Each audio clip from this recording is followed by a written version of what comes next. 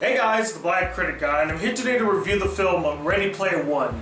Now this review is going to be a bit unconventional and off the cuffs, as I do have to wake up for work in about 4 hours, so I kind of want to get this done and out of the way, but I also do want to share my thoughts on the film and give you guys a proper review. So here we go. Now Ready Player One takes place in a dystopian future where most people try to escape the shittiness of their lives by going into a virtual reality world called Oasis, where you can be anybody and do anything. And in this world, the creator, James Halliday, left 3 Easter eggs for people to find, and those who find all 3 gain control of Oasis. And so a bunch of people, including this very obvious evil corporation called IOI, are trying to find these Easter eggs, as well as our main protagonist, Wade Watts. And from here we follow Wade as he tries to find all these Easter eggs before the evil corporation finds it themselves so that they can gain control of Oasis for the power and the money. So you may not believe this, and I don't really care if you do, but I did not see any advertisement for this film. That means I didn't see any posters, I didn't see any trailers, I didn't see any TV spots, nothing. I went into this film completely blind, which is the first time ever I watched a film without seeing any sort of trailers or promotions for it. Now that's not to say that they didn't do a good job promoting the film. I'm sure they did. There's a bunch of posters and trailers. I just never watched any of the trailers. I saw none of the posters.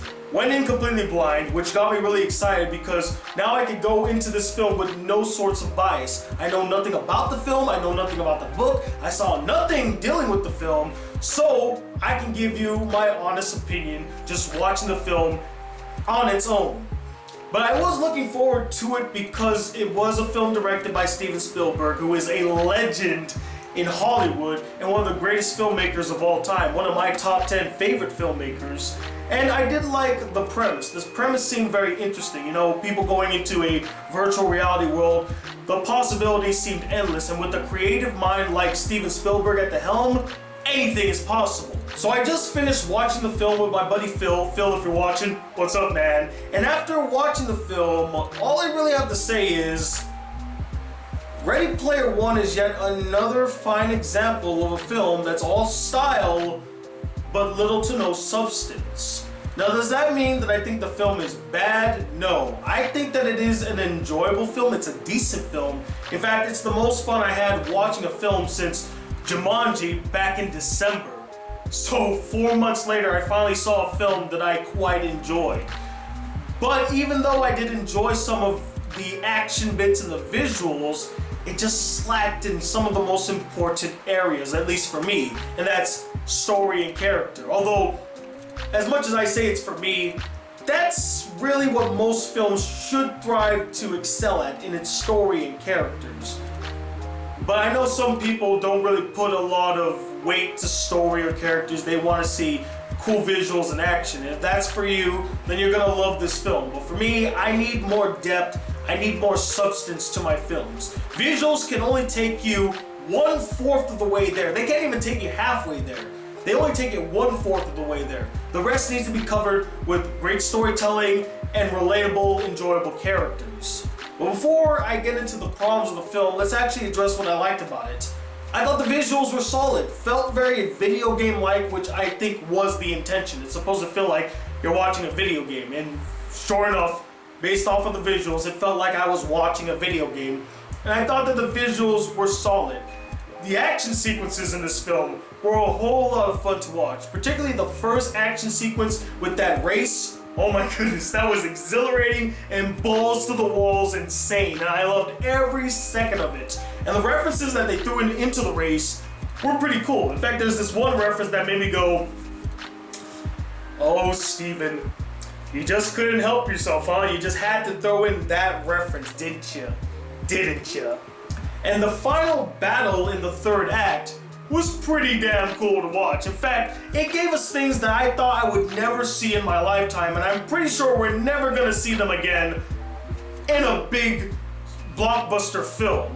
I'm not gonna give away who does the fighting, but let's just say there are characters that end up dueling with each other that, again, you'll probably never see in a mainstream film ever again. It's like watching the Avengers for the first time, in a sense. That's the type of feeling that it gave me, and it was just so exhilarating to watch. If you're a fan of any of those characters, you will have a nerdgasm when you see them on screen and duking it out. You're like, oh my god, I thought I would never see this, and it's so amazing! But as much as I enjoyed the visuals and the action of Ready Player One, I love its style, it failed to deliver in the most important areas: the substance, the story, and characters.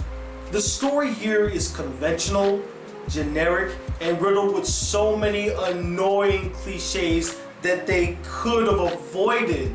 And it pains me even more considering that it was such a masterful filmmaker at the helm of this film, and he would resort to using these cheap, tired old cliches.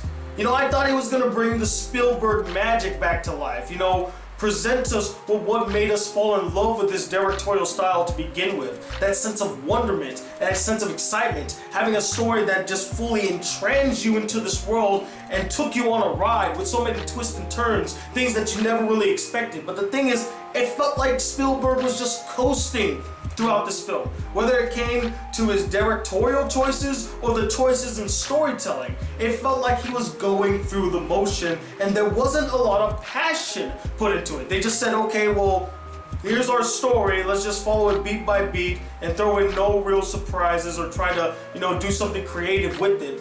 And I think the most damning thing about the story is that the story did have a message to it, but the message was conveyed so poorly.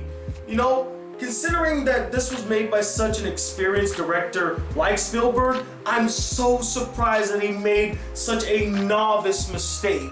And that mistake was the cardinal rule of filmmaking. And if you don't know what the cardinal rule of filmmaking is, it's this: show, don't tell. The problem with the message in this film is that it's not conveyed through the visuals, it's basically told to us by a character. It's told to us through dialogue. And that's not how you convey a message. That is not how you tell your story. You're a visual medium. Why is the message being told to us and spoon-fed to the audience? Especially from you, Spielberg. I expected better from you. The message of the story could have easily been conveyed visually. In fact, there were many opportunities for the film to do so, especially at the beginning of the film where I thought, okay, that's what they're going for, right? That's the message that's going to be at the end of the film, and they're going to try to convey this visually through its storytelling, right? No, it's pretty much just hammered in and spoon-fed to us like, this is the message, guys. Do you get it? Do you get it? Do you get it? Again, it's upsetting. It's such a first-time director mistake. And that's not what you should expect from Steven Spielberg. And another mistake that I thought Steven would have avoided was in its world building. I didn't really get a full scope of what this world is truly like. I know that the world is terrible, it's shitty, but they don't really explore anything outside of Columbus, Ohio. And I know that the film wants to be centralized in this one city, but considering how big a scope Oasis is, and it seems like it's a worldwide thing, it would have been nice to explore what this world is like. You know, kind of get a feel. You know, I'm not talking about like dive into the economics of this world. What's the politics like? Who's the president and blah, blah, blah. I'm not talking about that, but just give us a good understanding of how this world works. There's not a clear understanding of how this world works. What is the social system of this world? Are most people poor? How are they able to buy such high-tech material? Like at the beginning of the film, or at least in the first act of the film, the main character, Wade, he lives basically in what is a trailer park in a sense. And his family is poor. And they convey that in the film, but the thing is that they don't follow it up. They make it seem like, oh, they live in a dire situation, but there's no repercussions for the dire situation. Like the surrogate father, I don't want to spoil, it's not really a spoiler, but he's adopted by his aunt and whoever she happens to be dating at the time, which is just this piece of shit, abusive guy cliche, which we'll get to him soon. But So he spent all their money playing this video game, so it looks like they're gonna either foreclose on the house or they're gonna lose the house. So that puts a lot of tension in their lives to try to make some money, to make ends meet. But in a later film, they don't address it ever again, and it seems like they're living fine. So are they in a dire situation or are they not? This is what I mean by having some solid world building and actually understanding the scope of this world.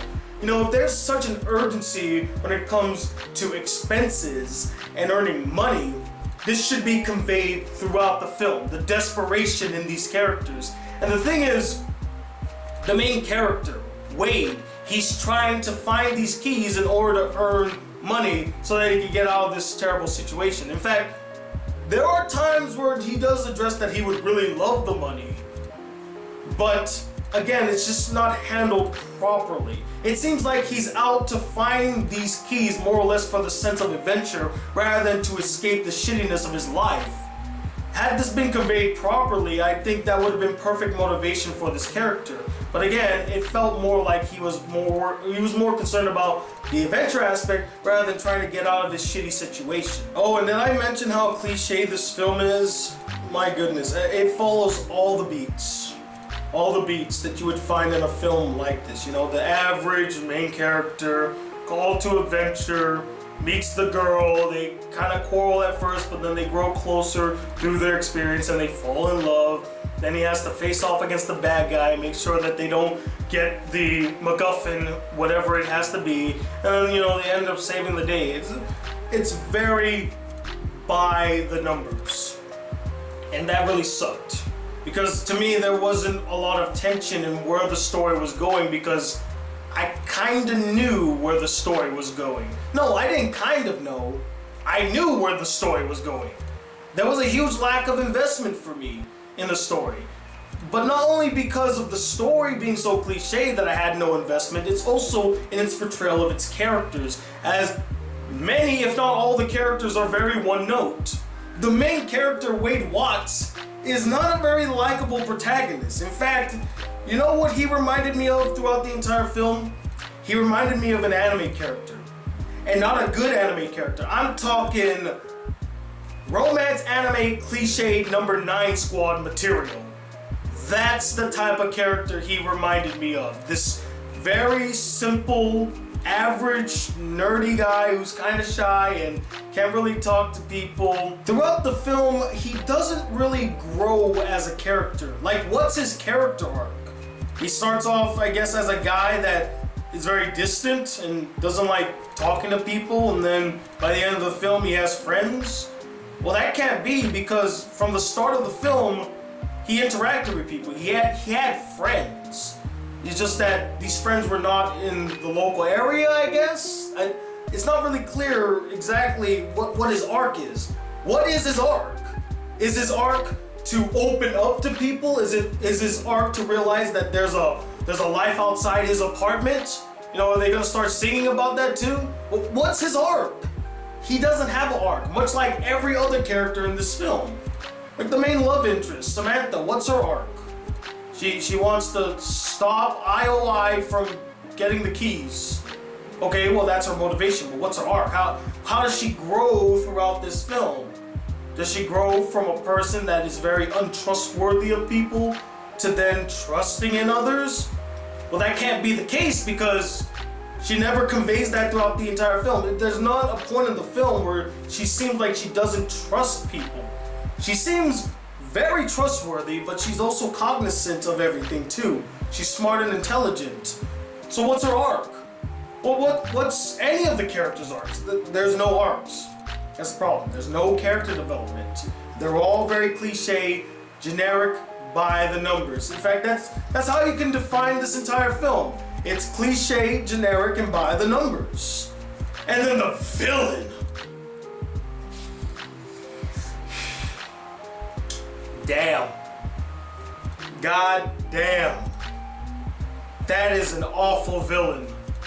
I swear to God, and I told my friend Phil this after seeing the film, I swear, the people who made Ready Player One must have saw Rogue One, saw Ben Mendelsohn in the film, and just pointed at the screen saying, That's the guy we need for our generic villain in Ready Player One. He is so generic, guys. He's so generic, it's almost painful and laughable. Like, he's just stoic bad guy. I'm gonna find the final keys and, I'm gonna do whatever it takes. Like, that is the level of villainry we're getting in this film. He's a Saturday morning cartoon villain. He even has the whole evil lair and evil henchmen and, evil bad guys that help him. Like, there's this one guy who's voiced by TJ Miller, which, the moment I heard TJ Miller's voice, I was done with that character. I hate TJ Miller. He's one of the worst actors in Hollywood, and that's not an exaggeration. That's not me hating on him. He's awful! And he's awful in this film, because he desperately tries to come off as both menacing and funny, and guess what? They clash. They clash constantly, because one, he's not menacing. There's not a moment in this film where I felt like, man, that guy's an imposing threat. He's creepy, because the voice just doesn't match the character. I'm sorry, it doesn't. And two, he's not funny. He's not very comedic. He tries to come off as funny, but it's all failed attempts at humor. I hated the villains in this film. They were way too obvious, and just, that's all that needs to be said. They're just way too obvious. There's nothing really interesting about these villains. They're all just bad for the sake of wanting to be bad so that they can have the power and the money. There's a scene in this that perfectly displays how awful this villain is. Like, he's talking about putting ads in the game, and and I'm just sitting there like, oh, he wants money, he's greedy. Wow, how very basic, because who needs villains with depth? Who needs fun, exciting villains? No, we need to have the stoic villain that's always scowling, and he's angry, and he's threatening the main characters. I will find you. Oh, we're gonna get this done. Because who needs a charismatic antagonist? We don't need those at all. That's really all I have to say about the film. The story and the characters, they're just generic, by the numbers, and cliche. That's how I would sum this film up. Yes, visually speaking, it looks amazing. And there are a lot of fun action set pieces that I quite enjoyed. But there's just no investment in the film. I got out of the film gaining nothing from it. That whole message that they try to throw down our throats is a message that's been done to death. Hell, there was a film done by Jason Reitman a couple years ago about people that are always on their phone. I felt like that film had a better message, or conveyed the same message that Ready Player One did, but did it 10 times better. Even though that film is not that great of a film in my opinion. So yeah, all I can really say is I found the film to be okay, It's okay.